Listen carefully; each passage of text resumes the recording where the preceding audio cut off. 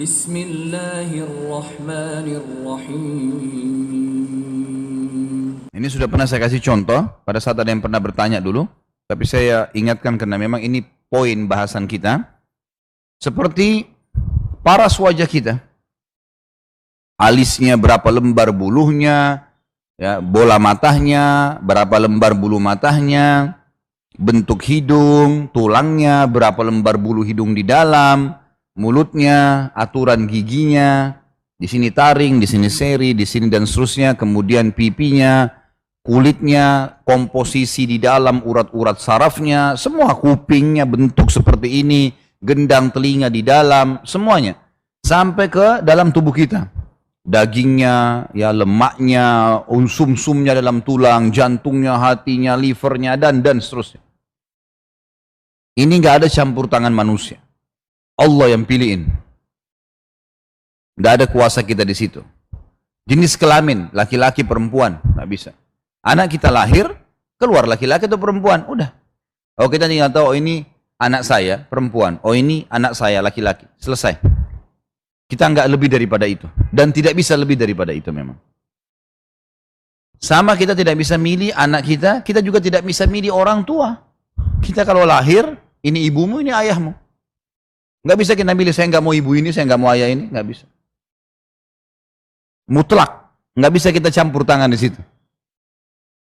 Sama dengan segala jenis makhluk yang ada, tumbuh-tumbuhan, jenisnya, ada buah-buahan, ada sayuran, ada yang tidak berbuah, ada yang pahit, ada yang berduri, semacam-macam. Dari rumput sampai pohon beringin. Tidak ada campur tangan kita, tidak ada andil. Kita bahkan tidak mampu buat satu lembar daun. Hewan-hewan, harimau begitu kulitnya, dengan lorengnya, kemudian singa, kemudian kelinci, kemudian rusa, kemudian ini, dan segala macam fenomena alam. Pergantian siang malam, tidak ada campur tangan kita di situ. Kemudian juga hujan, musim hujan, turun salju, kadar air di laut, di sungai, kadar air hujan, kadar udara, oksigen, kadar api yang kita pakai, tanah, semuanya itu. Dan ada banyak, semua pokoknya itu adalah mutlak, yang sifatnya memang sudah diciptakan sama Allah dan kita tidak bisa campur tangan di sini. Termasuk fungsi-fungsi tubuh kita, ya, mata melihat, telinga mendengar, mulut mengucap, ya, lidah mengecap, tangan memegang, kaki melangkah, semua punya fungsi dan tidak bisa dialihfungsikan itu. Susah dialihfungsikan. Nggak bisa kita alihfungsikan, misalnya makan lewat kuping, nggak bisa. Ini kuping kamu dengar, nggak bisa kita ubah. Ini perlu memahaminya. Dengan ini kita faham ternyata ada sang pencipta memang mengaturnya. Dengan keadilannya tadi saya bilang. Jangan lupa itu. Allah dengan keadilannya. Kenapa yang ini pendek, kenapa yang ini tinggi, kenapa yang ini putih, kenapa yang ini hitam, kenapa yang ini jelek, kenapa ini yang gagah atau cantik. Kuasa sang pencipta. Dan Allah lebih tahu memang alis kita ini yang paling cocok buat kita. Hidung kita ini yang paling cocok buat kita, paling cocok semuanya. Kalau diubah-ubah pasti jadi ngaco semuanya. Makanya kata Nabi SAW, Allah murka pada orang yang mengubah ciptaannya. Jelas matanya sudah begitu, dibuat besar matanya. Kenapa? Sudah begitu Allah kasih. Dan Allah dengan kemahaadilannya akan mengutus orang yang suka dengan itu. Ada orang matanya sipit, Allah utus nanti pasangannya suka dengan mata sipit. Tidak usah khawatir. Allah datangkan. Ada orang yang botak kepalanya, ya Allah kirim perempuan suka botaknya. Tidak usah khawatir. Tidak usah bilang, oh saya gemuk nanti ada yang suka. Ada yang suka nanti gemuknya. Kuasa Allah. Jadi tidak perlu khawatir. Semua di bawah pengawasan sang pencipta. Jelas ya? Nggak ada suara, senyap nih. Faham atau enggak nih? Alhamdulillah. Takdir yang kedua, takdir ikhtiar. Saya silakan dengan ikhtiar, kalau dalam buku-buku akidah biasa disebutkan dengan af'al ibad. Jadi takdir itu definisinya adalah sesuatu yang telah Allah catatkan, tentukan di lauhil mahfuz, di sebuah buku di langit sana, dengan kemahaadilannya. Hanya saja keputusan di Lauhul Mahfuz ada yang sifatnya mutlak, kita nggak ada campur tangan di situ. Masuk dalam mutlak ini ajal ya, kita mati kapan. Itu adalah mutlak. Dalam bab rezeki juga ada mutlak. Pernah saya jelaskan ini, dalam masalah rezeki ada mutlak. Seperti minuman ini saya nggak pernah pesan dari panitia sebelumnya, disiapkan. Kemudian saya minum, ini berarti rezeki mutlak saya. Nggak pernah saya pesan sebelumnya. Kita lagi duduk di rumah, tetangga kirimin makanan. Orang tua kita kerja keras, mereka mati, kita dapat warisan. Sampai kepada kita, mutlak. Kata Nabi SAW, kalau seseorang di antara kalian lari dari rezekinya, sebagaimana dia lari dari kematian, rezekinya akan mendatanginya sebagaimana mati akan mendatanginya. Maksudnya rezeki mutlak tadi. Ada hadis yang lain juga berbunyi, kata Nabi SAW, hadis sahih, nggak ada jiwa yang meninggal dunia kecuali akan diberikan semua rezekinya. Yang dimaksud adalah rezeki mutlak di sini. Kita masuk ke takdir ikhtiar. Sesuatu takdir juga yang telah Allah tentukan di Lauhul Mahfuz, tidak ada lagi perubahan di Lauhul Mahfuz. Hadis Bukhari yang berbunyi, awal yang Allah ciptakan pena, lalu Allah suruh pena mencatat semua takdir. Maksudnya di sini masuk mutlak atau ikhtiar. Apa itu ikhtiar? Ini sebenarnya takdir satu, cuman untuk lebih memberikan pemahaman. Ikhtiar adalah sesuatu yang Allah catat di Lauhul Mahfuz sesuai dengan keluasan ilmunya Allah, apa yang akan dipilih oleh hamba-hambanya dari perilaku. Itu namanya takdir ikhtiar. Sesuatu yang telah Allah tentukan di Lauhul Mahfuz, gitu ya, dengan keluasan ilmunya.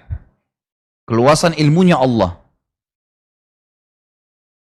Apa saja yang akan dipilih oleh hamba-hambanya.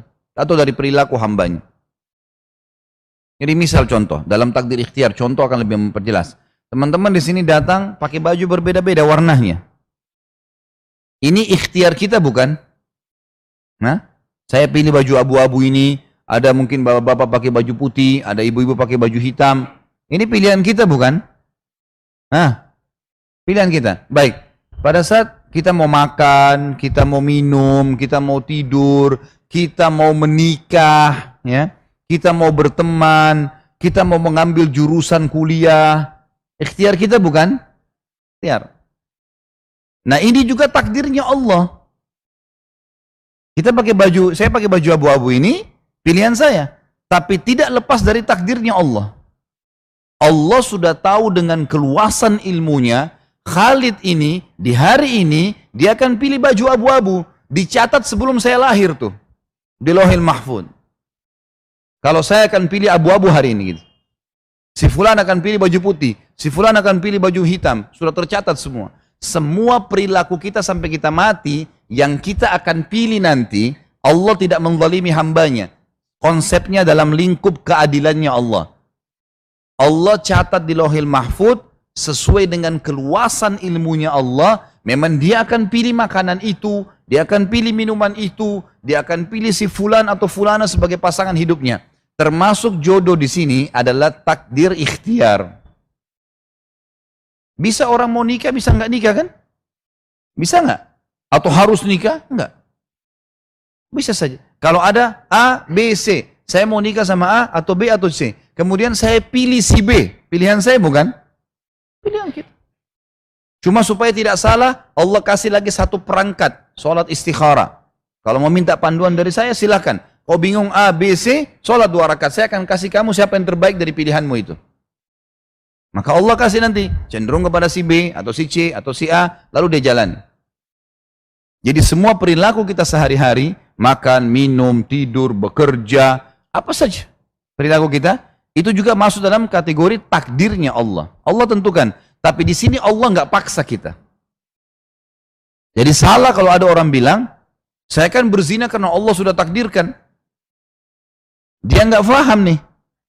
Betul dicatat di Lauhul Mahfuz sebagai ketentuan Allah, tapi pilihan kamu itu.